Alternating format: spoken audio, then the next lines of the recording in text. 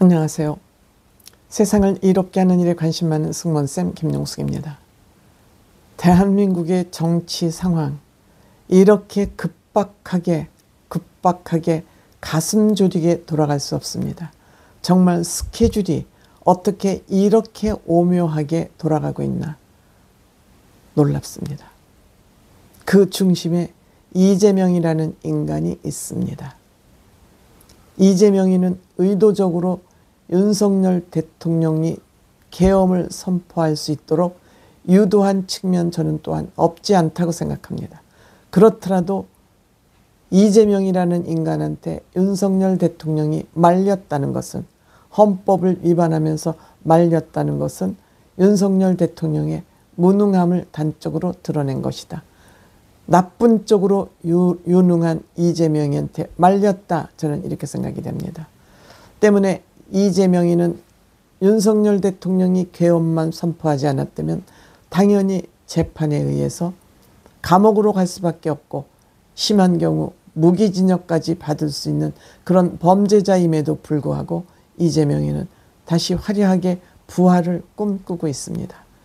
여기에 이재명의 목줄을 쥐고 있는, 칼을 겨누고 있는 법기관이 바로 대법원입니다. 지금 이재명이 대통령 후보로 나설 수 있느냐 없느냐 하는 것을 결정짓는 대법원이 빠른 속도로 이재명이를 목죄기 하는 것으로 보이지만 믿을 수 없습니다.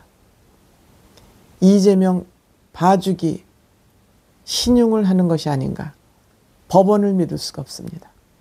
이재명 고등법원에서 선거법 위반 재판을 하면서 새 사건을 받지 않고 속도감 있게 스피드 있게 이 이재명 선거법 재판을 진행할 것이라 그러면서 있는 수선 없는 수선 다 떨었습니다. 빠른 심의를 하겠다. 바로 이것이 국민을 속이는 트릭이었습니다. 빨리 한다고, 새 사건을 받지 않는다고 언론을 통해서 풍선을 불어들더니 그 풍선을 터뜨리고 말았습니다. 결국 국민을 속인 결과는 이재명이 1심을 뒤엎고 무죄였습니다. 어떻게 1심에서 징역 1년 집행유예 2년짜리가 2심에서 무죄가 될 수 있단 말입니까? 있을 수 없는 일이 벌어졌습니다. 결국 이재명은 살아났습니다. 그리고 이 재판이 지금 대법원에 가 있습니다. 이 심리를 조희대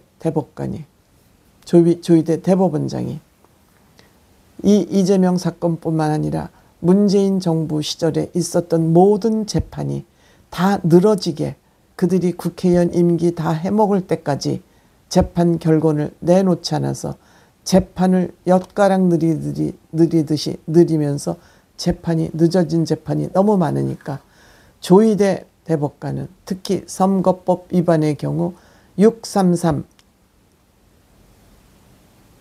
초심 6개월 만에 끝나고, 지방법원이죠. 고등법원 3개월, 대법원 3개월 만에 이 재판은 빨리 끝내라. 이것을 다 법원이 그동안 다 어겨왔던 것입니다. 이재명 재판 지금 3년 가까이 끌고 있습니다. 선거법 재판을. 3배 이상 이 재판이 늘어진 상황에서 지금 대법원장이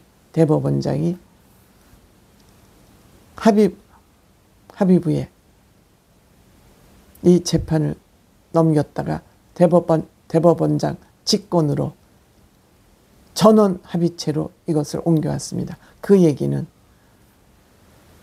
합의부에서 재판을 하다 의견이 일치하지 않을 경우 또다시 어차피 전원 합의체로 올 수밖에 없으니까 이 과정을 줄이겠다는 거죠. 그리고 이 심리를 시작을 했습니다. 4월 24일 날 두 번째 벌써 심의를 한 것입니다. 헌법재판소도 그렇고 대법원도 그렇고 평의를 한다고, 심리를 하는 것이 아니라 대법원장 아니면 헌법재판관들끼리 앉아서 이 재판이 법리가 제대로 적용이 됐느냐 안 됐느냐만 가지고 합의를 하는 거기 때문에, 사실심이 아니고 법률심이기 때문에 마음만 먹으면 빨리 끝낼 수 있는 것이죠. 재판을 빨리 끝내는 것은 뭐냐면 그 기일을, 재판 기일을 빨리빨리 잡는 것이죠. 보통 대법원은 그 한 사건에 대해서 한 달에 한 번씩 재판 기일을 잡는 것이 보편적이지만 이번 이재명 사건은 벌써 일주일에 2번 재판을 연 것입니다. 심의를 한 것입니다. 심리를 한 것이죠. 22일 날 첫 회의를 하고 24일 날 2번째 심리를 벌써 한 것입니다. 이 재판을 준비하는 과정에서도 이재명이가 송장을 받지 않고 있기 때문에 직접 송달, 전자송달을 해서 모든 재판 기간을 축소를 하고 줄이고 심의를 시작한 지 벌써 2번이 된 겁니다. 잘하면 다음 주 중에 이 사건이 판결이 나올 수도 있습니다. 물론 대법원이 굉장히 지금 위험하고 정말 핫한 사건을 다루고 있는 것입니다. 제 거대 야당의 대통령 후보의 대통령 출마 자격을 박탈하느냐 안 하느냐, 더불어서 민주당이 434억 원 국고보장금을 토해내느냐 안 내느냐, 이런 절대적인 운명에 처한 민주당과 이재명 후보입니다.